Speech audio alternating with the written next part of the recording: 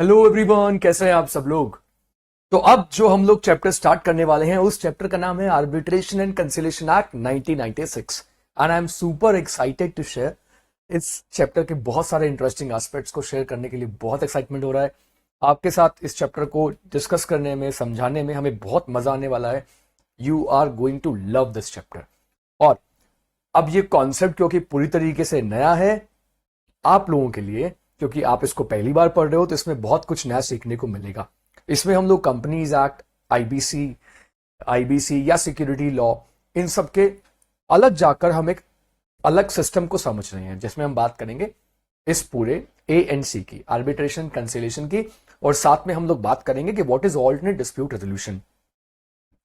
तो सबसे पहले मैं एक काम करता हूं, before I come to the act, मैं ये चाहूंगा कि आप एक बार किसको देखो, आप इस टर्म को रीड करो। और टर्म क्या है? टर्म यहां पे जो लिखी है, it is called ADR, alternate dispute resolution. मैं चाहूंगा कि पहले आप एक बार इस टर्म को पढ़ो, उसके बाद में मैं आपको बताऊंगा कि ये पूरा चैप्टर किस तरीके से काम करता है।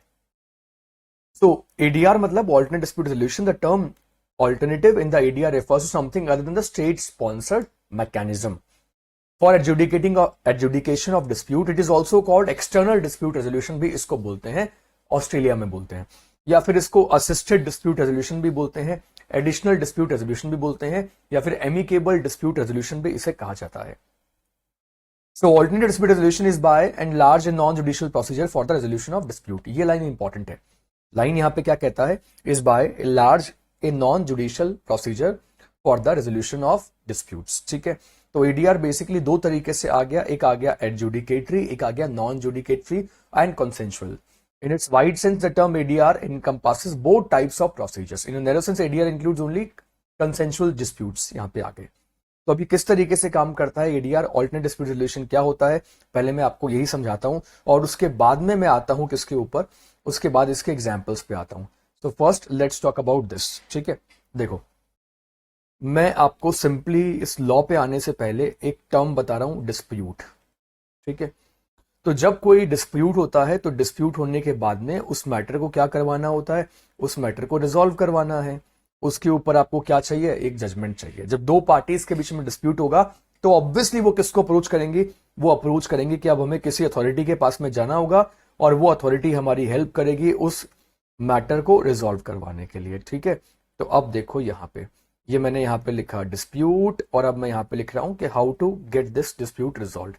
तो एक तरीका क्या होता है? एक तरीका ये होता है कि रिजॉल्व करवाने के लिए वो लोग कोर्ट में जाएं, इसको अप्रोच करें। अब वो कोर्ट में जाएंगे। अब एक्चुअली जब वो कोर्ट में जाएंगे तो कोर्ट में क्या होगा, इसको हम बोलते हैं स्टेट स्पॉन्सर्ड मैकेनिज्म।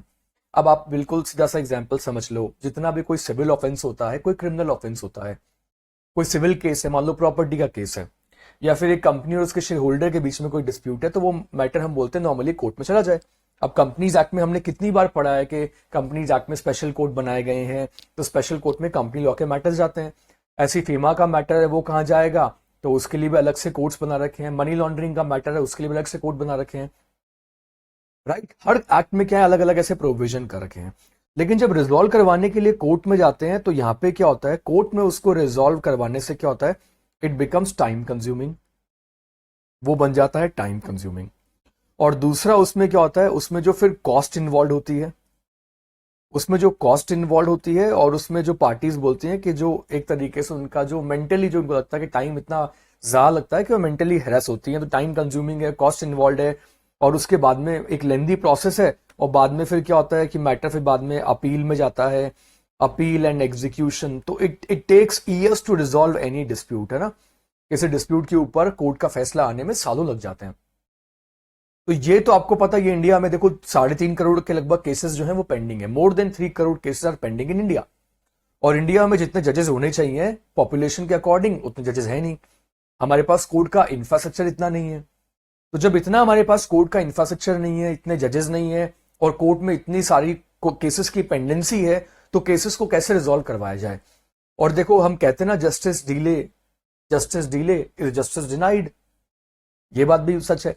तो अब उसका सॉल्यूशन क्या है? तो उसका एक सॉल्यूशन जो आता है, it is called ADR, alternate dispute resolution. यानी कि अब आप कोर्ट में ना जाकर अपने डिस्प्यूट को एक ऑल्टरनेट वे में रिजॉल्व करवा रहे हो।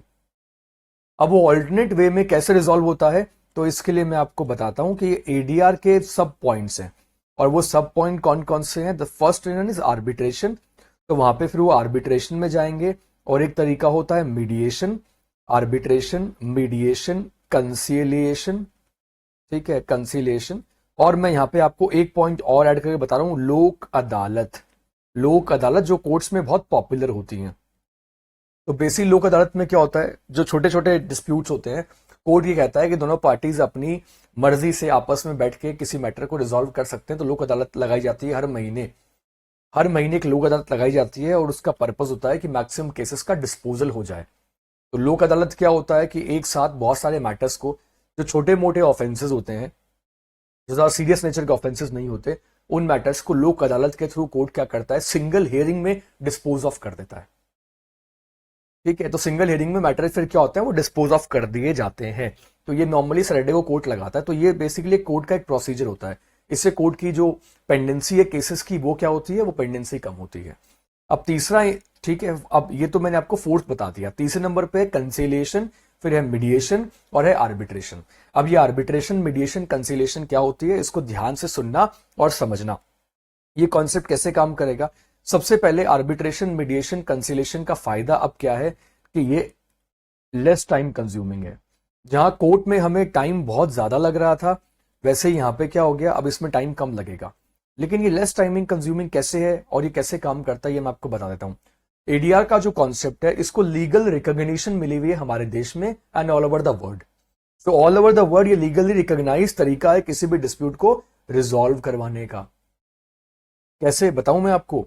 अगर आपने फाउंडेशन लेवल पे या कहीं भी आपने इंटर लेवल पे, अगर आपने किसको पढ़ा हो, इंडियन कॉन्ट्रैक्ट एक्ट पढ़ा हो आपने, तो इंडियन कॉन्ट्रैक्ट एक्ट में था लिस्ट ऑफ वॉइड एग्रीमेंट।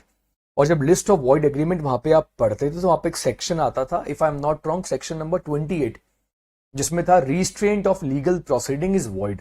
वहां पे लिखा होता था restraint of legal proceeding is a void agreement, अगर ऐसा कोई एग्रीमेंट हो रहा है, एक्सेप्ट आर्बिट्रेशन। वहां पे आर्बिट्रेशन को इससे बाहर रखा था।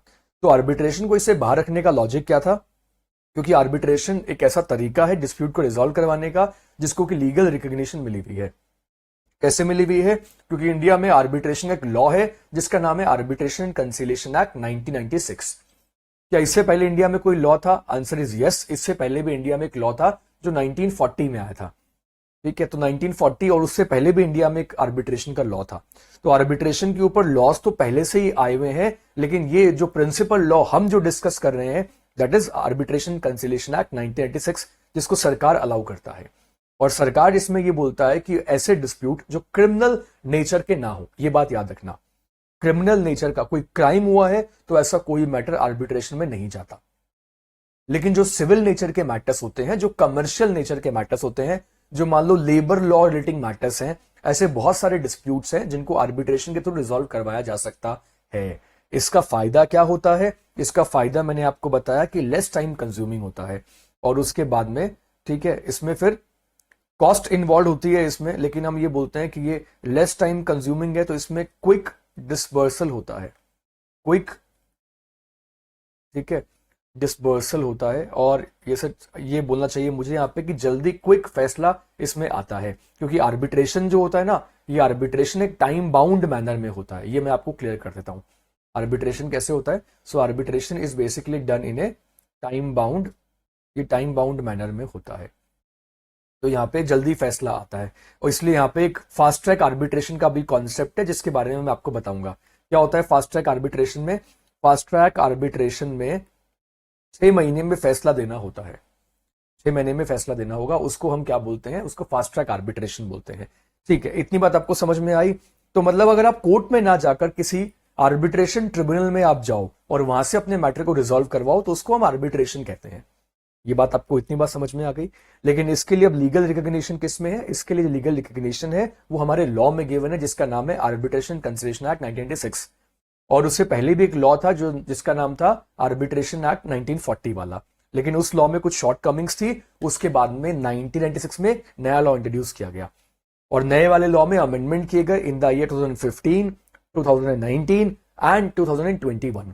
तो 2015, 2019 और 2021 में इस लॉ में भी अमेंडमेंट किए गए थे। तो वो सारे अमेंडमेंट के अकॉर्डिंग ही हम डिस्कशन जो है वो करने वाले हैं। ये बात आपको समझ में आई।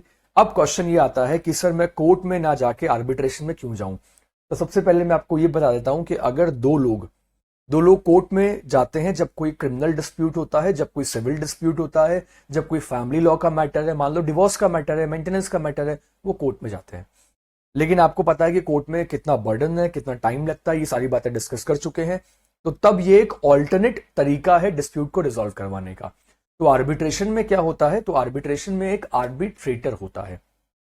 ये आर्बिट्रेटर बेसिकली कौन होता है, ये आर्बिट्रेटर हो सकता है कोई हाई कोर्ट या सुप्रीम कोर्ट के रिटायर्ड जज। आई बात समझ में? हाई कोर्ट सुप्रीम कोर्ट के या तो रिटायर्ड जज हो, या फिर हाई कोर्ट सुप्रीम कोर्ट के कोई सीनियर एडवोकेट हो, प्रैक्टिसिंग एडवोकेट हो, कोई ऐसा पर्सन जिसके पास में प्रायर एक्सपीरियंस है आर्बिट्रेशन लॉ का, उसको हम क्या बनाते हैं, उन लोगों को आर्बिट्रेटर अपॉइंट कर देते हैं। तो वो आर्बिट्रेटर अब क्या करते हैं, दोनों पार्टीज को सुनते हैं। ठीक है, जैसे कि कोर्ट में क्या होता है, कोर्ट में जो ऑनरेबल जज होते हैं वो दोनों पार्टीज को कोर्ट रूम में सुनते हैं, और कोर्ट रूम में सुनने के बाद दोनों पार्टीज के एविडेंसेस देखने के बाद, क्रॉस एग्जामिनेशन सारी चीजें होने के बाद में वो अपना एक जजमेंट सुनाते हैं।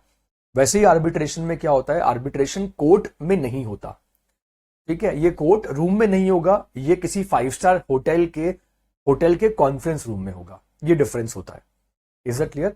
तो किसी 5 स्टार होटल के कॉन्फ्रेंस रूम में होगा, और जिसमें पार्टीज जो हैं वो आर्बिट्रेटर के साथ में बैठेंगी, और दोनों पार्टीज के अपने अपने जो एडवोकेट्स हैं, दोनों पार्टीज के एडवोकेट्स वो अपनी अपनी साइड से एविडेंसेस प्रेजेंट करेंगे, एविडेंसेस को सुनेगा, और ये टाइम बाउंड मैनर में होता है। अभी जब नए अमेंडमेंट आ गए 2015, 19 और 21 वाले, तो 2015 में ये अमेंडमेंट आया कि आर्बिट्रेशन को टाइम बाउंड मैनर में करवाया जाए। जैसे कि अगर वो फास्ट ट्रैक आर्बिट्रेशन है तो उसको टाइम बाउंड मैनर में कैसे करवाएंगे, ये मैंने आपको बता दिया, 6 महीने में कंप्लीट करना है। तो अब क्या होगा, अब इमेजिन करो एक 5 स्टार होटल का कॉन्फ्रेंस हॉल है, और वो कॉन्फ्रेंस हॉल जो है वहां पे एक टेबल लगी हुई है, वहां पे आर्बिट्रेटर जो है वो बैठ रहा है, जिसको हम बोलते हैं वेन्यू ऑफ द आर्बिट्रेशन, और उसको हम बोलते हैं सीट ऑफ द आर्बिट्रेशन। और वहां पे दोनों पार्टीज आएंगी, और दोनों पार्टीज आकर अपने अपने क्या रखेंगी, एविडेंसेस रखेंगी।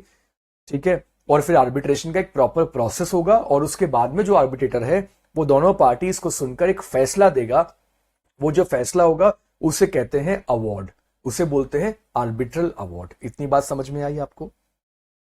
उसको आर्बिट्रल क्या कहा जाता है, अवार्ड कहा जाता है। अगर अब तक इसके बारे में आपको नहीं पता था तो अब मुझे पूरी उम्मीद है कि आपको इसके बारे में पता लग गया कि कैसे आर्बिट्रेशन काम करता है। अब दूसरी बात आपको मैं ये बता देता हूं। दूसरी बात यह है कि नॉर्मली क्या होता है कि जब कोई कोर्ट में केस चलता है, तो कोर्ट में केस जब चलता है तो उसका एक प्रोसेस है, और वो प्रोसेस किस में गिवन है, या तो सिविल लॉ में गिवन है, क्रिमिनल लॉ में गिवन है। अगर वो क्रिमिनल केस है तो प्रोसेस गिवन है सीआरपीसी में, अगर सिविल केस है तो प्रोसेस कहां गिवन है, सीपीसी में। अब आर्बिट्रेशन में जो आर्बिट्रेटर होता है, ही इज नॉट बाउंड कि वो सीपीसी के प्रोसेस से उस पूरे आर्बिट्रेशन के प्रोसेस को चलाएगा। वो उस प्रोसेस को फॉलो करने के लिए क्या नहीं होता, बाउंड नहीं होता। तो आर्बिट्रेशन को कौन ऑप्ट करता है, मैं आपको बता देता हूं। जैसे कि देखो, मैंने अब तक बहुत सारी अलग अलग मैंने एजुकेशन कंपनीज के साथ में काम किया है, बहुत सारी एडटेक स्टार्टअप्स के साथ में भी मैंने काम किया। इतने सालों में लगभग मैं since 2011 I am into teaching. तो 2011 से मैं टीचिंग में हूं, तो मैंने बहुत सारी अलग अलग तरह की छोटी बड़ी ऑर्गेनाइजेशन साथ में काम किया, अलग अलग तरह के बच्चों को पढ़ाया। तो मैं आपको ये बताता हूं कि मेरा 1-2 ऑर्गेनाइजेशन के साथ में एक कॉन्ट्रैक्ट हुआ था। तो जब वो कॉन्ट्रैक्ट साइन करते हैं तो उस कॉन्ट्रैक्ट में एक क्लॉज होता है, उस क्लॉज को बोलते हैं आर्बिट्रेशन क्लॉज। अब वो क्लॉज कैसे काम करता है, उसमें साफ लिखा होता है कि अगर हम दोनों के बीच में, यानी कि मेरे और उस कंपनी के बीच में, जिन कंपनी के साथ मैंने काम किया, फॉर्चुनेटली कभी कोई डिस्प्यूट नहीं हुआ, लेकिन वो हमेशा उस कॉन्ट्रैक्ट में लिखते हैं कि अगर कोई डिस्प्यूट अराइज होगा तो हम कोर्ट में नहीं जाएंगे, हम आर्बिट्रेशन में जाएंगे। तो वो आर्बिट्रेशन का क्लॉज वहां पे डाल देते हैं। ठीक है, वो आर्बिट्रेशन का क्लॉज डाल देते हैं। इसका पर्पस क्या होता है, इसका पर्पस ये होता है कि अगर डिस्प्यूट हो तो आर्बिट्रेशन में जाओ, कोर्ट में मत जाओ। क्योंकि अगर हम आर्बिट्रेशन में जाएंगे तो यहाँ पे जल्दी लेस टाइम कंज्यूमिंग होगा, क्विक डिसीजन होगा। कॉस्ट इन्वॉल्व की मैं बात करूं तो कॉस्ट का फैक्टर का एग्जैक्ट आंसर देना मुश्किल है कि कॉस्ट कहां पे ज्यादा लगती है, कहां पे कम लगती है। अगर मैं टाइम के हिसाब से बात करूं तो हाँ, आर्बिट्रेशन में कॉस्ट कंपेरेटिवली कम आती है। तो हम लोग फिर क्या करेंगे, तो वहां पे फिर एक ये पहले से गिवन होता है। अब आप बोलोगे सर ये तो section 28 of the Indian contract act का वायलेशन है, क्योंकि section 28 of Indian contract act में क्या लिखा हुआ है कि agreement to restrain of legal proceeding is void. लेकिन सेक्शन 28 में भी एक्सेप्शन यही गिवन है कि अगर वो आर्बिट्रेशन का मैटर है तो उसको सरकार अलाउ करती है। सरकार कहती है कि हाँ, आप अपने डिस्प्यूट को ऐसे रिजॉल्व कर लो। दो पार्टीज के बीच में अगर कोई कॉन्ट्रैक्ट हुआ था और ब्रीच ऑफ कॉन्ट्रैक्ट का कोई डिस्प्यूट है, ब्रीच ऑफ कॉन्ट्रैक्ट का कोई डिस्प्यूट है, तो वो आर्बिट्रेशन में जा सकता है। और यहां पे आपकी कोर्ट जो है वो हेल्प करेगा, कोर्ट आपको असिस्ट करेगा जब जब आपको जरूरत पड़ेगी। ये कहती है सरकार इस आर्बिट्रेशन के लॉ में। ये बात आपको समझ में आई? जैसे कि मैं आपको एक एग्जांपल देता हूं कि दिल्ली मेट्रो रेलवे कॉर्पोरेशन के बारे में अगर आपने सुना हो तो डीएमआरसी और अनिल अंबानी की जो कंपनी है, तो अनिल अंबानी की कंपनी कौन सी? एक्चुअली दिल्ली में एक एयरपोर्ट मेट्रो है, नॉट रेलवे मेट्रो। दिल्ली में एक एयरपोर्ट मेट्रो है जो एक अलग तरह की मेट्रो है, काफी अच्छी उसकी क्वालिटी है, राइट। मैंने काफी पहले उसमें ट्रेवल किया है कई बार, जब मुझे राइट, हाँ, आई स्टिल रिमेम्बर, काफी साल पहले मैंने उसमें, बट बहुत अच्छी आपको लगेगा, उसमें फील आएगा कि आप इंडिया से बाहर किसी कंट्री में ट्रेवल कर रहे हो। तो वो जो एयरपोर्ट मेट्रो है, उस एयरपोर्ट मेट्रो को अनिल अंबानी की कंपनी पहले ऑपरेट कर रही थी और बाद में डीएमआरसी के साथ में उनका कुछ डिस्प्यूट हुआ होगा और उन्होंने डिसाइड किया कि हम दिल्ली मेट्रो को कंटिन्यू नहीं करेंगे, दिल्ली मेट्रो के साथ हमारा कॉन्ट्रैक्ट कंटिन्यू नहीं करेंगे।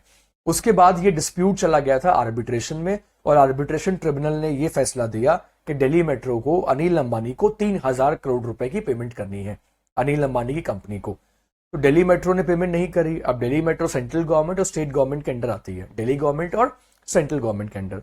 तो फिर ये भी एक क्वेश्चन आया था तब कि अगर पेमेंट नहीं करी दिल्ली गवर्नमेंट ने तो फिर ऐसे तो दिल्ली मेट्रो की जो एसेट्स है उसको सीज करना पड़ेगा, क्योंकि जब कभी कोर्ट कहता है ना कि एक पर्सन को इतना अमाउंट पे करना है, वो पर्सन पे नहीं करता तो कोर्ट उसकी एसेट्स को सीज करके सेल करके ऐसा कर देता है। लेकिन फिर पेपर में यही इंटरेस्टिंग आर्टिकल था कि गवर्नमेंट डिपार्टमेंट ने ये कहा कि ऐसा करेंगे अगर हम दिल्ली मेट्रो रेलवे कॉर्पोरेशन की एसेट को सीज करेंगे, इसका मतलब कि दिल्ली में जो लाखों लोग ट्रेवल करते हैं ना, जो लाखों लोग दिल्ली में ट्रेवल करते हैं, वो ट्रेवल कैसे करेंगे? तो कोर्ट ने कहा वो सारी बात ठीक है, बट आपको क्या करनी है, आपको पेमेंट तो करनी है इसकी। तो ये मैं आपको किस लिए बता रहा हूं, क्योंकि मैं आपको आर्बिट्रेशन से आपको फेमिलियर करवाने की भी कोशिश कर रहा हूं। आर्बिट्रेशन का लॉ क्या है ये आपको बताने के लिए सारी बातें कर रहा हूं। और ये बात मैं इसलिए भी कर रहा हूं क्योंकि मैं ये प्रिज्यूम करके चल रहा हूं कि आज से पहले आपने आर्बिट्रेशन के बारे में कुछ भी नहीं पढ़ा। अब देखो, आप अपने इंस्टीट्यूट का मॉड्यूल ओपन करोगे, ये चैप्टर पढ़ोगे, but you won't find examples इस लॉ को समझने के लिए। तो मेरी यहाँ पे पूरी कोशिश है कि मैं आपको मैक्सिमम एग्जाम्पल दूं, मैं अपना एक्सपीरियंस आपके साथ में शेयर करूं। जो आर्बिट्रेशन के ऊपर मैंने किताबें पढ़ी है, अलग अलग बुक्स मैंने पढ़ी है, आपके लिए एक चैप्टर ही होंगे, लेकिन मेरे लिए 100 नंबर का पेपर था ड्यूरिंग माई लॉ। और उसके बाद भी मैंने इसके बारे में काफी बुक्स से मैंने इस लॉ को पढ़ा है, समझा है और काफी केसेस को मॉनिटर भी किया है। तो वो सारा एक्सपीरियंस मैं आपके साथ, प्रैक्टिकल एक्सपीरियंस भी जो है मेरा, वो भी आपके साथ शेयर करूंगा। तो इसको हम क्या बोलते हैं? इसको हम बोलते हैं आर्बिट्रेशन। तो आर्बिट्रेशन में जो जज होता है उसको बोलते हैं आर्बिट्रेटर, और जो फैसला वो देता है उसे कहते हैं अवार्ड, उसे कहते हैं अवार्ड। कोर्ट के फैसले को जजमेंट कहते हैं और आर्बिट्रेशन के फैसले को कहते हैं क्या? अवार्ड। ये बात आपको समझ में आ गई? तो आर्बिट्रेशन भी फास्ट ट्रैक हो सकता है, जैसे कि आईबीसी में हम फास्ट ट्रैक इंसॉल्वेंसी पढ़ते हैं, वैसे ही आर्बिट्रेशन में भी फास्ट ट्रैक आर्बिट्रेशन होता है जो 6 महीने में कंप्लीट करना होता है। और नॉर्मली आर्बिट्रेशन के मैटर्स के टारगेट होता है कि 1 साल में इस मैटर को कंप्लीट कर दिया जाए।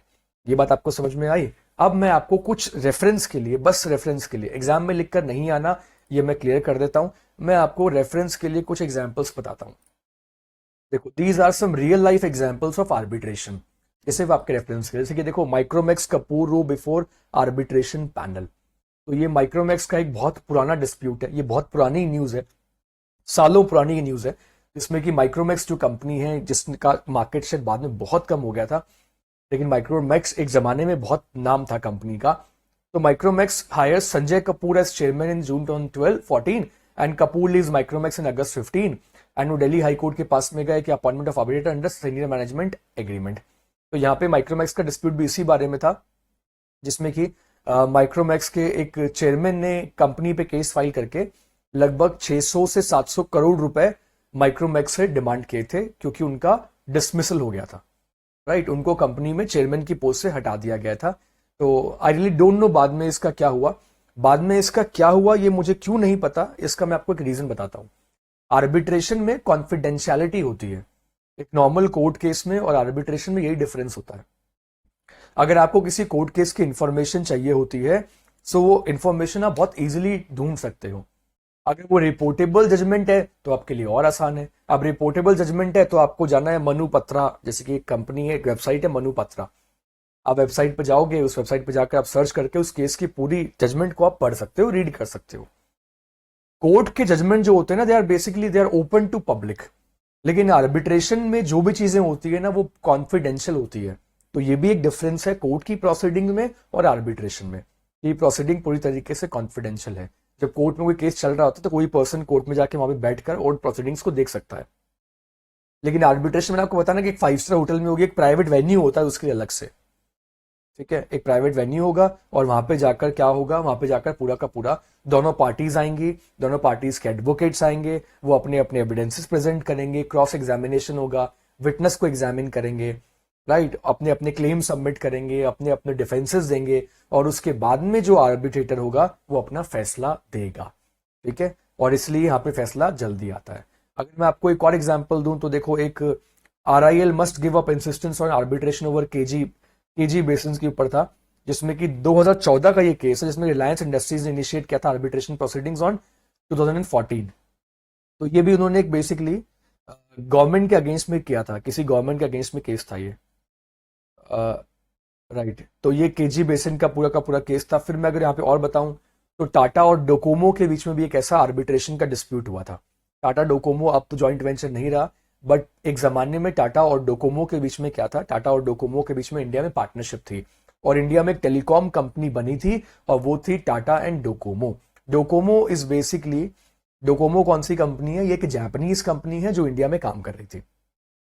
और जब इंडिया में आए थे तो इन्होंने टाटा में कुछ शेयर्स खरीदे थे। तो इन्होंने लगभग, डोकोमो ने टाटा ग्रुप में 26.5% शेयर्स खरीदे थे। और फिर इन्होंने ये कहा था कि अगर हम इंडिया से वापस जाते हैं तो टाटा इनसे वो शेयर वापस खरीद लेगा।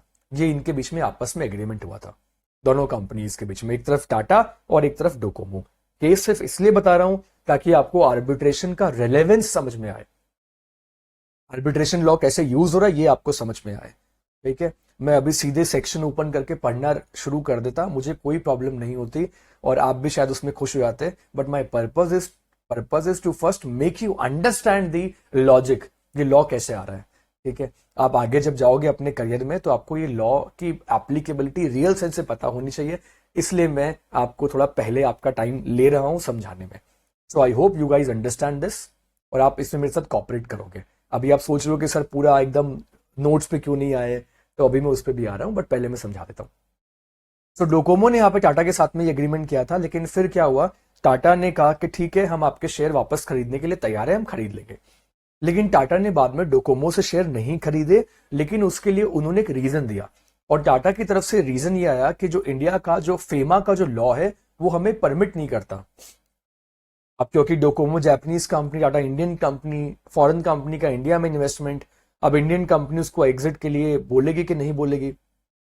अब एक्चुअली टाटा ने इसके लिए फिर आरबीआई को अप्रोच किया, आरबीआई ने मिनिस्ट्री ऑफ फाइनेंस को अप्रोच किया और ये पूछा कि क्या हम इसके लिए कोई एक्सेप्शन क्रिएट कर सकते हैं।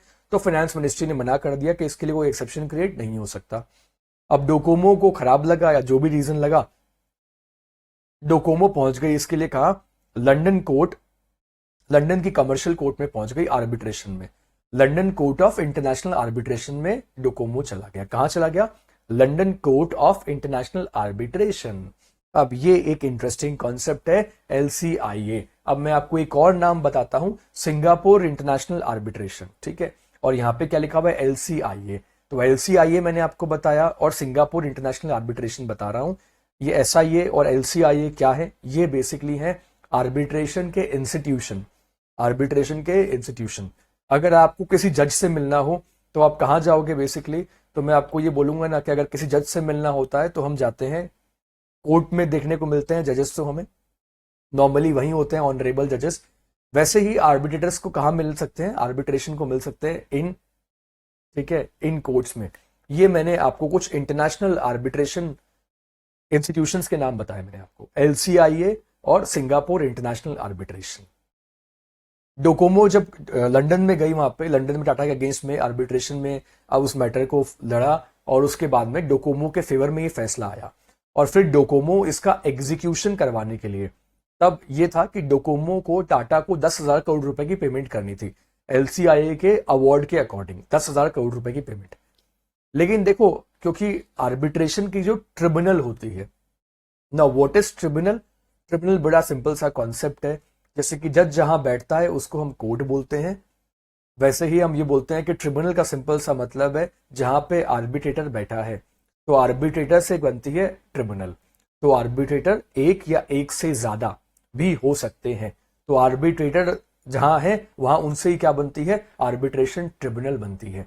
आर्बिट्रेशन ट्रिब्यूनल, जैसे कि नेशनल कंपनी लॉ ट्रिब्यूनल, यहां पे आ गई आर्बिट्रेशन ट्रिब्यूनल। और ये एलसीआईए क्या है और ये एसआईए क्या है, Singapore international arbitration, these are basically arbitral institutions. इनको क्या बोलते हैं? इनको बोलते हैं आर्बिट्रल इंस्टीट्यूशन। आर्बिट्रल इंस्टीट्यूशन के बारे में अगर मैं बात करूं तो इंडिया में भी ऐसे 35 आर्बिट्रल इंस्टीट्यूशन है। इंडिया में 35 आर्बिट्रल इंस्टीट्यूशंस हैं। तो एक होता है, अब आर्बिट्रेशन यहां पे आगे बढ़ने से पहले ये लाइन ध्यान से सुन लेना। मुझे पता है कि आप सिंसियरली पढ़ाई कर रहे हो, तो ये लाइन सुनोगे तो आपको और अच्छे समझ में आएगा। मैं आपको दो एस्पेक्ट बता रहा हूं। एक होता है आर्बिट्रेशन जिसको हम बोलते हैं एडॉक आर्बिट्रेशन, और एक होता है इंस्टीट्यूशनल आर्बिट्रेशन। तो एडॉक और इंस्टीट्यूशनल आर्बिट्रेशन में क्या फर्क होता है? तो ये जो आपने एलसीआईए देखा ना, this is basically institutional arbitration. तो इंस्टीट्यूशनल आर्बिट्रेशन में क्या होता है, दोनों पार्टीज क्या करेंगी? दोनों पार्टीज इस इंस्टीट्यूशन के पास में जाएंगे, एलसीआईए। अब ये London court of international arbitration के पास में क्यों गए?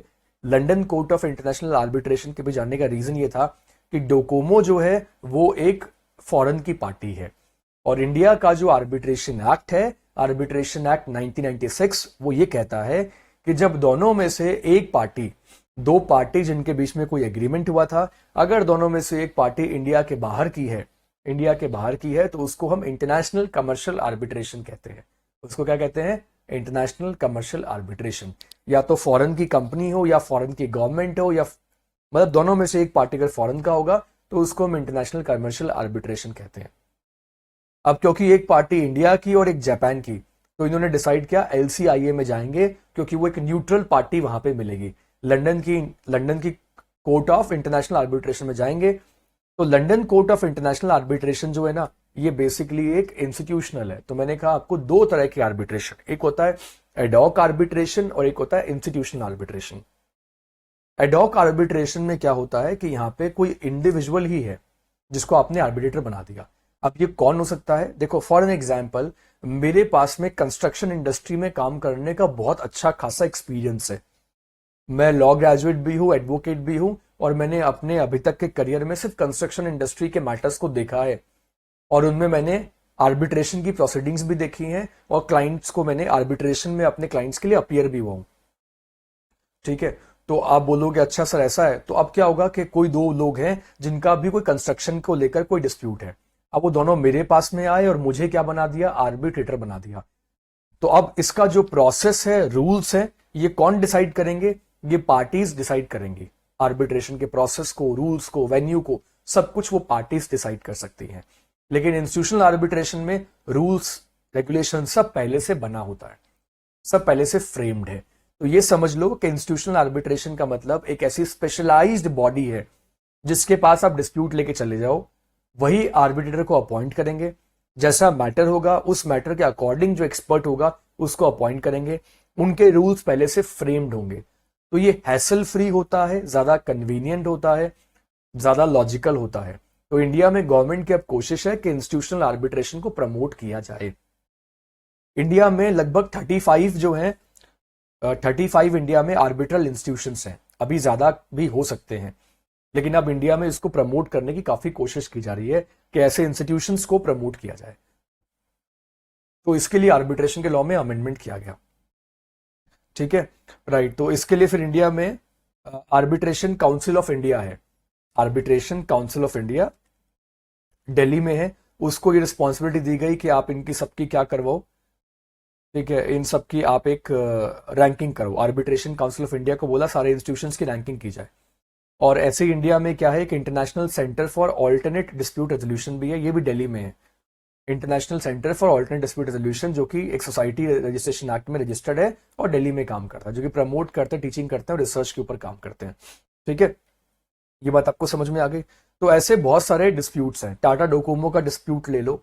टाटा डोकोमो के बाद में अगर मैं आगे बढ़ूँ और कौन कौन से डिस्प्यूट आर्बिट्रेशन में आ चुके हैं, तो अगर आपने भारत पे को कौन नहीं जानता, because of shark tank and Ashneer Grover, तो अश्नीर ग्रोवर और भारत पे के बीच में भी क्या हुआ था, जो भारत पे के जो प्रमोटर है, फाउंडर है, इन्वेस्टर सिक्योवा कैपिटल, तो उन्होंने अपनी बुक में भी लिखा है उसके बारे में। तो वहां पे अश्नीर ग्रोवर का भी डिस्प्यूट हुआ था, वो मैटर गया था सिंगापुर इंटरनेशनल आर्बिट्रेशन में, वो एसआईए में गया था। अब ये मैटर एसआईए में क्यों गया था, क्योंकि जो कंपनी के इन्वेस्टर थे, जैसे कि सिक्योवा कैपिटल, जो यूएस के इन्वेस्टर हैं, वो कौन सी कंट्री के हैं, वो इंडिया के बाहर के हैं। और ये भी तो हो सकता है कि जब अश्नीर ग्रोवर का अपनी कंपनी के साथ इन्वेस्टर के साथ में एग्रीमेंट साइन हुआ हो, तो उन्होंने एग्रीमेंट में पहले ही लिख दिया हो कि अगर हमारे बीच में कोई भी डिस्प्यूट होगा तो वो डिस्प्यूट हम आर्बिट्रेशन से रिजॉल्व करवाएंगे, और सीट ऑफ आर्बिट्रेशन क्या होगा, सिंगापुर होगा। तो उन्होंने पहले से डिसाइड कर लिया होगा। तो ये मैटर कहां गया था, सिंगापुर इंटरनेशनल आर्बिट्रेशन में गया था। अब आप मुझसे पूछोगे सर इसका आउटकम क्या था, क्या हुआ क्या नहीं हुआ, तो मैं आपको यही बता दूं कि आर्बिट्रेशन में कॉन्फिडेंशियलिटी होती है, जो कोर्ट केसेस में नहीं होती। तो आर्बिट्रेशन के मैटर के बारे में सर आपको कैसे पता है कि इस केस में ये हुआ था, इस केस में ये हुआ था। जैसे कि मैकडोनल्ड्स के जो इंडिया वाले पार्टनर है विक्रम बख्शी, उनके बीच में भी एक डिस्प्यूट चला था काफी टाइम तक, और वो मैटर भी आर्बिट्रेशन में गया था। तो आप बोलोगे सर आपको कैसे पता है, मुझे पता तब लगता है जब वो मैटर आता है किसमें, जब वो मैटर लास्ट में कोर्ट के पास में आता है। और कोर्ट के पास में वो मैटर आता है किसके लिए, एग्जीक्यूशन के लिए आता है। जैसे कि डोकोमो के फेवर में अवार्ड आ गया, London court of international arbitration ने फैसला दे दिया डोकोमो के फेवर में। तो डोकोमो के फेवर में फैसला देने के बाद में अगला स्टेप क्या होगा कि डोकोमो उसको एग्जीक्यूट करवाएगी, फैसले का एग्जीक्यूशन, मतलब वो 10,000 करोड़ की रिकवरी करवाओ। तो इनके पास में अपनी कोर्ट इनके पास अपनी राइट कोई कोर्ट और पुलिस नहीं है। सो आर्बिट्रेशन को भी जरूरत पड़ती है किसकी, जो ट्रिब्यूनल्स होती हैं आर्बिट्रेशन की, उनको भी जरूरत पड़ती है कोर्ट्स की एंड पुलिस की। तो अब जो ट्रिब्यूनल का अवार्ड होता है वो कोर्ट के पास फॉरवर्ड किया जाता है। तो वो फिर दिल्ली हाई कोर्ट में, और दिल्ली हाई कोर्ट को कहा कि आप ये 10,000 करोड़ रुपए जो है वो हमें टाटा से दिलवाइए। बाद में ये मैटर रिजॉल्व हो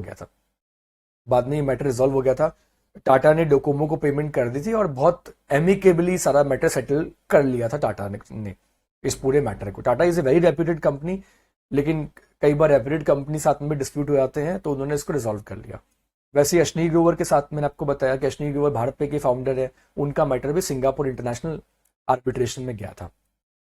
राइट, अब ये सारी बातें आपको समझ में आ गई है, ये सारी बातों के लिए कोई कंफ्यूजन नहीं है। अब इंडिया का जो बेसिकली जो आर्बिट्रेशन का लॉ है वो किसके ऊपर बेस्ड है, वो इसके ऊपर है, based on United Nations commission on international trade law, model law on international commercial arbitration.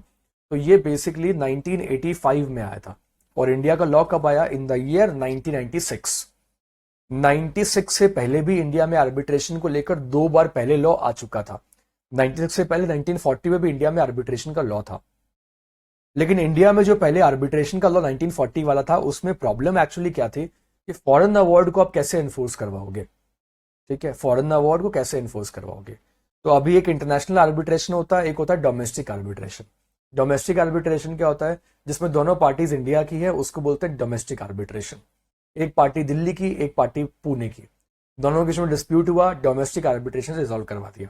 अब वो दोनों पार्टीज के इसमें 2 ऑप्शन है।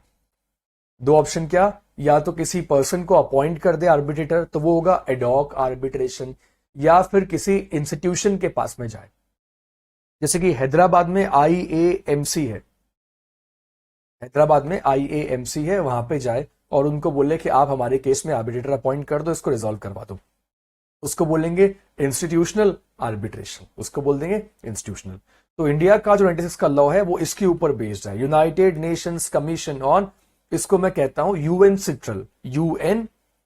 Citral model law on international commercial arbitration. UN citral आपको समझ में आ गया, United Nations commission on international trade law.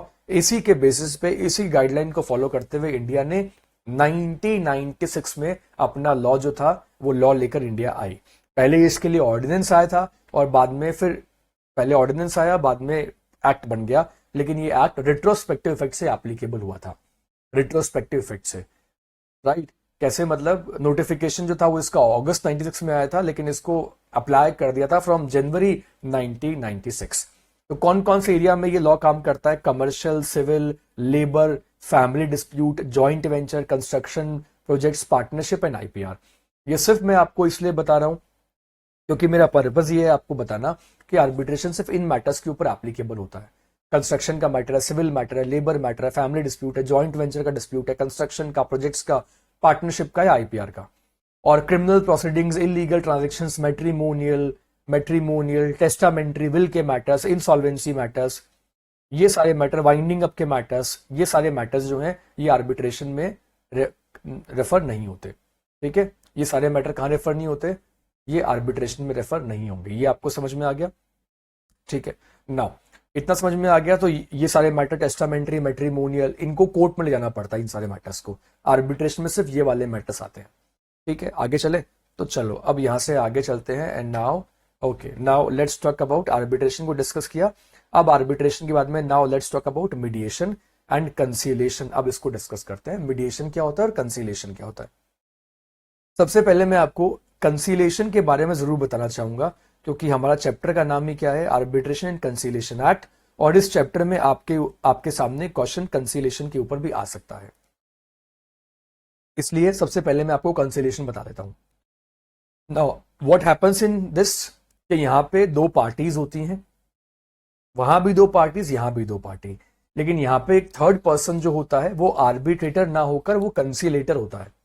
Arbitration में थर्ड पर्सन जो होता है वो आर्बिट्रेटर है और यहाँ पे कंसीलेटर है। वो कंसीलेटर क्या कोशिश करता है कि दोनों पार्टीज के गुस्से को शांत किया जाए, दोनों पार्टीज के बीच में कम्युनिकेशन को इंप्रूव किया जाए, दोनों पार्टीज के बीच में जो भी गलतफहमी है, मिसकम्युनिकेशन जो था, उस मिसकम्युनिकेशन को क्लियर करके दोनों के बीच में अच्छा एक ना एकदम कोऑर्डिनेशन जो है वो डेवलप किया जाए। तो कंसीलेशन में जो कंसीलेटर होता है वो दोनों पार्टीज को एक आइडिया सजेस्ट करता है। देखो, आर्बिट्रेशन में विन लूज सिचुएशन हो सकती है, कंसीलेशन में कोशिश होती है कैसे विन विन सिचुएशन हो। Getting my point?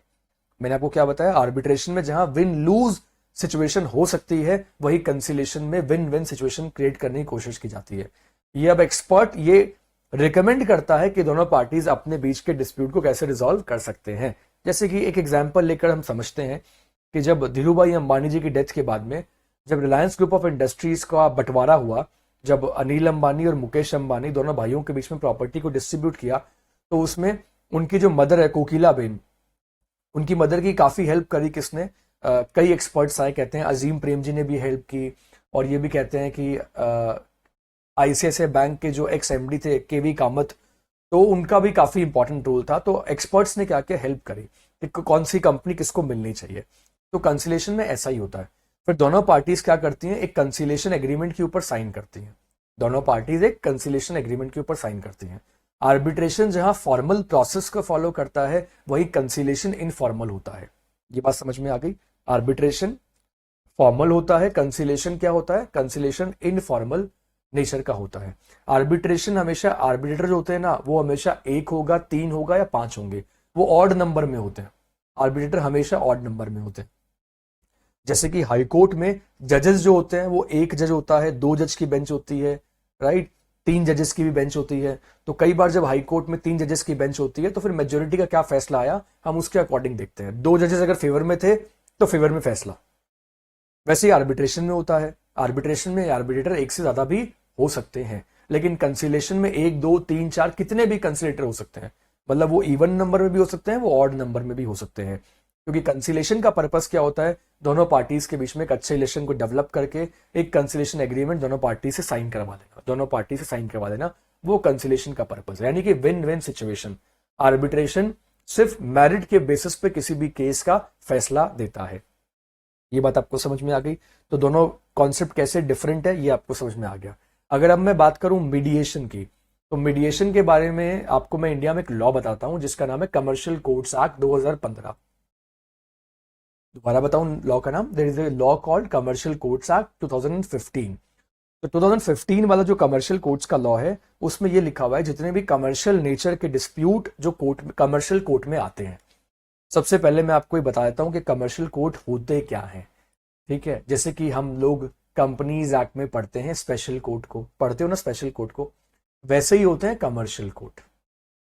बिल्कुल, एक कोर्ट की प्रेमाइसिस होती है और उस कोर्ट की प्रेमाइसिस में एक पर्टिकुलर कोर्ट को असाइन कर दिया जाता है, कोर्ट रूम को, कि यहाँ पे जो भी यहाँ पे ये कमर्शियल कोर्ट्स होंगे उनको क्या बोल देंगे, मतलब नॉर्मल कोर्ट की तरह होंगे बट कमर्शियल कोर्ट होंगे।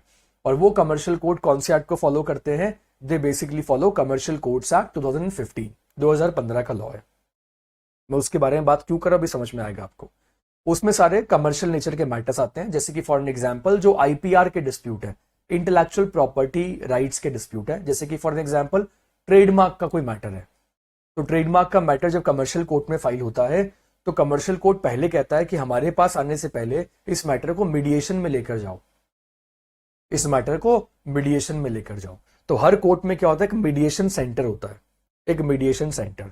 उस मीडिएशन सेंटर में दो तरह के मीडिएटर होते हैं, एक तो होते हैं एडवोकेट जो मीडिएटर होते हैं, और एक होते हैं जजेस जो कि मीडिएटर होते हैं। तो मैं कई ऐसी मीडिएशन प्रोसीडिंग्स में गया हूं।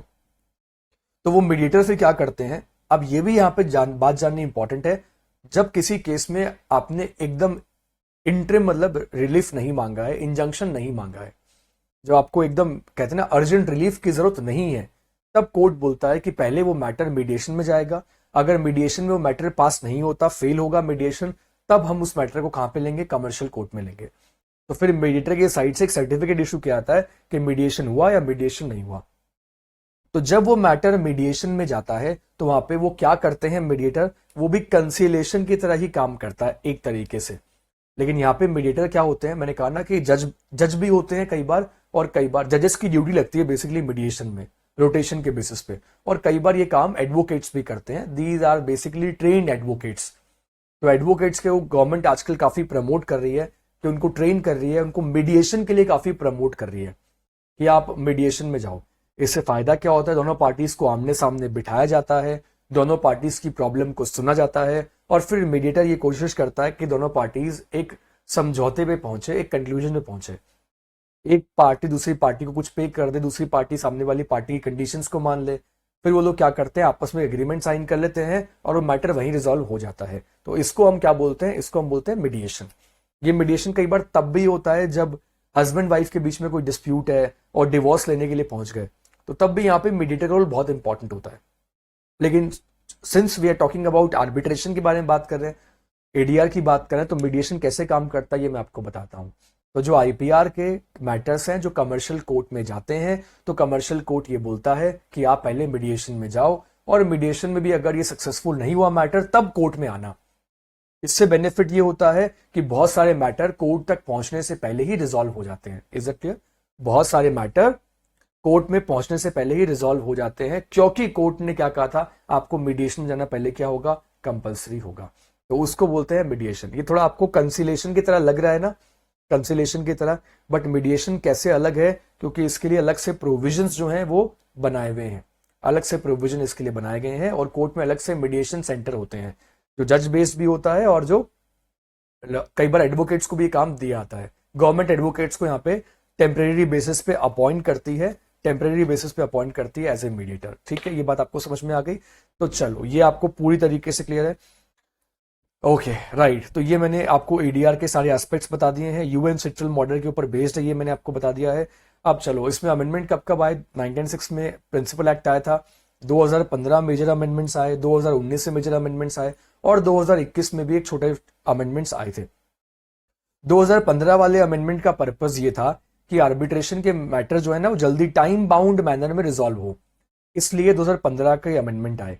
और पर्पस था कि किस तरीके से हम इंटरनेशनली जो अवार्ड आते हैं उनको कैसे इंडिया में लागू करवाएं।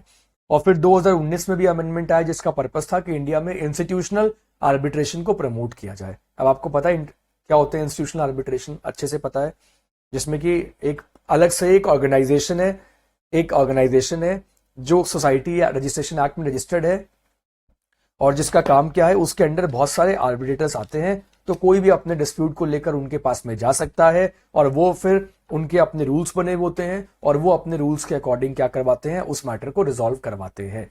ठीक है, और उनको गवर्नमेंट से रिकॉग्निशन मिली होती है। ठीक है, इतनी बात समझ में आ गई। ठीक है, ओके नाउ तो मैंने आपको ये बताया कि इंडिया को दो पार्ट्स में डिवाइड किया, एक होता है एडजुडिकेटरी, एक होता है नॉन एडजुडिकेटरी और कंसेंशुअल। तो अगर एडजुडिकेटरी होता है तो वो होता है आर्बिट्रेशन, और नॉन एडजुडिकेटरी या कंसेंशुअल होता है उसमें हम कंसिलिएशन को, नेगोशिएशन को या मीडिएशन को, इसमें हम इन सबको शामिल करते हैं। ठीक है, राइट, इतनी बात आपको समझ में आ गई। तो खैर यहाँ पे जो हम कंसिलिएशन के बारे में बात कर रहे हैं तो मैं आपको एक एग्जाम्पल बताता हूँ। देयर इज ए लॉ, ठीक है, there is a law which is called MSME act 2006। ठीक है, तो एक micro small and medium enterprises act 2006 है, जिसमें कि कौन सी कंपनीज कवर होती हैं, जो एमएसएमई इंडिया में काम करती हैं वो कवर होती है। तो उस एक्ट में ये मैंडेटरीली लिखा हुआ है, ये कंपलसरी है कि अगर कोई डिस्प्यूट अराइज होगा तो वो पहले कैसे रिजॉल्व होगा, वो कंसीलेशन की तरह पहले उसको रिजॉल्व करने की कोशिश की जाएगी। ये एमएसएमई एक्ट 2006 में लिखा हुआ है। ठीक है, और अगर वो कंसीलेशन से रिजॉल्व नहीं होता तो फिर उसको आर्बिट्रेशन से रिजॉल्व करवाया जाएगा। अब ऐसा क्यों लिख दिया लॉ ने? देखो, मतलब एक्ट ने ही मैंडेटरी कर दिया कि इस एक्ट में कोई भी डिस्प्यूट होगा वो कंसीलेशन से और आर्बिट्रेशन से रिजॉल्व होगा। ऐसा क्यों किया गया, मैं आपको यही बता रहा हूं। द पर्पज वॉज, और द पर्पज इज कि हमें किसको प्रमोट करना है, हमें कोर्ट केसेस में कमी लेकर आनी है कि नंबर ऑफ केसेस कोर्ट में कम हो, क्योंकि कोर्ट का इंफ्रास्ट्रक्चर जो है वो ऑलरेडी इतने सारे केसेस का बर्डन है कोर्ट के इंफ्रास्ट्रक्चर पे। कोर्ट में जाएगा सालों लग जाएंगे, आर्बिट्रेशन में जाएंगे तो टाइम कम लगता है, जल्दी रिजॉल्व होता है और पार्टीज को सेटिस्फैक्शन भी मिल जाता है। Is that clear? ये बात आपको समझ में आ गई? खैर एनीवेज, तो एक एडीआर के ऊपर ध्यान रखना, क्वेश्चन इसके ऊपर से आ सकता है। तो एडवांटेज क्या है एडीआर के? Promptness of resolution, creative business driven solution है, ट्रेन्ड न्यूट्रल एक्सपर्ट्स मिल जाते हैं आपको, टाइम एनर्जी आपकी बच जाती है। अगर मैं अब इंडिया में बात करूं कि इंडिया में कौन कौन से लॉज हैं, तो देखो इंडिया में सबसे पहले इसके लिए कौन से लॉज हैं, तो हम यहाँ पे देख लो। इंडियन कॉन्ट्रैक्ट एक्ट है, Indian contract act, special relief act, CPC, code of civil procedure जो है, कोड ऑफ सिविल प्रोसीजर में भी एडीआर के लिए प्रोविजन है। और मैं अगर सीपीसी की बात करूं यहाँ पे, तो सीपीसी में if I am not wrong section 87 या 89 है ऑफ द सीपीसी। फिर मैंने आपको बताया कि देखो इंडिया में एक लीगल सर्विस अथॉरिटीज एक्ट भी है। ये अलग अलग इंडिया में लॉज है। और अगर मैं सिर्फ आर्बिट्रेशन की बात करूं तो ये इंडिया के आर्बिट्रेशन के पहले वाले लॉज हैं। 1940 का लॉ, 1899 का लॉ, फिर 96 का लॉ। तो ये इंडिया में अलग अलग लॉज जो हैं वो आ चुके हैं। फिर मैंने आपको कमर्शियल कोड का भी बताया कि कमर्शियल कोड एक्ट भी है, वो भी इसके बारे में बात करता है। ठीक है, राइट, कमर्शियल कोर्ट एक्ट ले लो, एमएसएमई एक्ट ले लो, वो सब इसके बारे में बात करते हैं। और इंडिया में जो सिविल प्रोसीजर कोड है वो खुद अपने एक्ट के थ्रू आर्बिट्रेशन को अलाउ करता है, आर्बिट्रेशन को परमिट करता है। आर्बिट्रेशन में देखो कोर्ट का रोल कब आता है, मैं आपको बता देता हूं। कोर्ट का रोल सिर्फ 3 जगह पर आ सकता है। There are only 3 situations where court can be involve in the case of arbitration. वो 3 केस कौन कौन से हैं? कई बार आर्बिट्रेटर का अपॉइंटमेंट करवाने के लिए कोर्ट की हेल्प की जरूरत पड़ती है। ठीक है, आर्बिट्रेटर को अपॉइंट करवाने के लिए हाई कोर्ट या डिस्ट्रिक्ट कोर्ट आपको जाना पड़ेगा। अगर वो इंटरनेशनल कमर्शियल आर्बिट्रेशन है तो फिर आपको हाई कोर्ट में जाना पड़ता है। और अगर वो डोमेस्टिक आर्बिट्रेशन है, आपको पता है डोमेस्टिक आर्बिट्रेशन क्या होता है? जब दोनों पार्टीज इंडिया की हों उसको बोलते हैं डोमेस्टिक आर्बिट्रेशन। और जब दोनों में से एक पार्टी इंडिया के बाहर की है तो उसको बोलते हैं इंटरनेशनल कमर्शियल आर्बिट्रेशन। तो वहां पे आप कोर्ट के पास में जाते हो, हाई कोर्ट। तो एक पहला सिचुएशन होती है कि जब, मैंने आपको बताया फर्स्ट सिचुएशन कौन सी है कोर्ट में जाने की, जब आर्बिट्रेटर का अपॉइंटमेंट करवाना हो। या तो आप पहले से ही खुद सा फाइनल करके रखो कि हम जाएंगे हैदराबाद में, जो IAMC है हम उसके पास में जाएंगे, इंटरनेशनल आर्बिट्रेशन मीडिएशन सेंटर में जाएंगे, तो ठीक है आप वहां पे चले जाओ, हमें कोई दिक्कत नहीं है। ये एग्रीमेंट में पहले से ही लिखा हुआ था। अगर पहले से डिसाइडेड नहीं है तो आप कोर्ट की हेल्प ले सकते हो, डिस्ट्रिक्ट कोर्ट की हेल्प लोगे या हाई कोर्ट की हेल्प लोगे। हेल्प नंबर 2, कई बार क्या होता है कि इंटरिम मेजर्स लेने के लिए during the arbitration proceedings court की हेल्प की जरूरत पड़ती है। किसी एविडेंस को कलेक्ट करने के लिए या कोई पर्टिकुलर स्टे लेने के लिए भी कोर्ट की हेल्प की जरूरत पड़ती है। तो वो सेक्शन 9 और सेक्शन 17 इसके बारे में 2 सेक्शन से आर्बिट्रेशन में बात करते हैं। 2 पॉइंट आगे। पॉइंट नंबर 3, जब अवार्ड को एग्जीक्यूट करवाना हो, तो अवार्ड को एग्जीक्यूट कब करवाते हैं? जब आर्बिट्रेशन ने फैसला दे दिया, ट्रिब्यूनल ने अवार्ड दे दिया। अवार्ड का मतलब फैसला, जजमेंट। तो वो जो फैसला है अब उस फैसले का पालना करवानी है, एग्जीक्यूशन करवाना है। लेकिन ट्रिब्यूनल के पास अपनी कोई ऐसी पुलिस फोर्स या कोई एडमिनिस्ट्रेटिव अथॉरिटी तो है नहीं, तो वो अवार्ड लेकर फिर कोर्ट में जाते हैं और अब कोर्ट को उस मैटर की सुनवाई नहीं करनी है वापस से। कोर्ट को सिर्फ ये करना है, कोर्ट को सिर्फ इतना सा करना है कि उस अवार्ड को एग्जीक्यूट करवा दे। तो कोर्ट फिर उसको फॉरवर्ड कर देगी डिस्ट्रिक्ट कलेक्टर को, अथॉरिटीज को, कि इस पर्सन की प्रॉपर्टी बेचो और प्रॉपर्टी को सील करो और पैसा जो है वो रिकवर करवाओ। 3 सिचुएशन आ गई, ठीक है। 4th सिचुएशन जो मैं आपको बता रहा हूं वो होता है जब किसी अवार्ड को चैलेंज किया जाता है।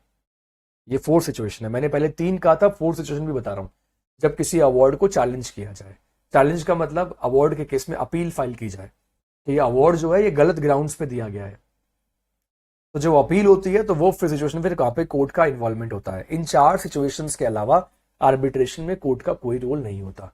तो कोर्ट आर्बिट्रेशन को हमेशा क्या करता है, हेल्प करता है, असिस्ट करता है, लेकिन पूरे मैटर की सुनवाई कोर्ट में नहीं होती। उसकी ट्रायल जो है वो कोर्ट में नहीं होगी। वो उस मैटर का जो भी ट्रायल होगा, जो सिविल ट्रायल हम बोलते हैं ना कोर्ट में, वो ट्रायल बेसिकली एक होटल के कॉन्फ्रेंस रूम में चलता है, जिसमें कि आर्बिट्रेटर आराम से बैठ के दोनों पार्टीज को सुनता है। और क्योंकि एक ही केस की सुनवाई पूरे दिन भर चलती है, आर्बिट्रेशन प्रोसीडिंग जो है ना वो ऐसे पूरा दिन चलती है, तो इससे फायदा क्या होता है, नॉर्मल कोर्ट में एक केस को हाफ एन आवर मुश्किल से मिल पाता है, यहाँ पे पूरा दिन आपने केस को दे दिया। टाइम बाउंड मैनर में एविडेंसेस को रखा जाता है, 6 महीने का टाइम होता है कि आपको सारे एविडेंस प्रेजेंट करने हैं। तो ये आर्बिट्रेशन में बहुत सारे बेनिफिट्स है जो हम देखते हैं। Is it clear? चलो ये आपको समझ में आ गया, इतनी बात अच्छे से क्लियर है। तो चलो इतनी बात आपको अच्छे से क्लियर है, तो इसके आगे के प्रोविजंस को we will discuss in the next lecture, ठीक है। ये लेक्चर यहीं एंड करता हूं ताकि आप थोड़ा सा ब्रेक लो। ब्रेक का मेरा मतलब है 5 मिनट ज्यादा का ब्रेक मत लेना, उसके बाद में नेक्स्ट लेक्चर को स्टार्ट करते हैं। Thank you so much.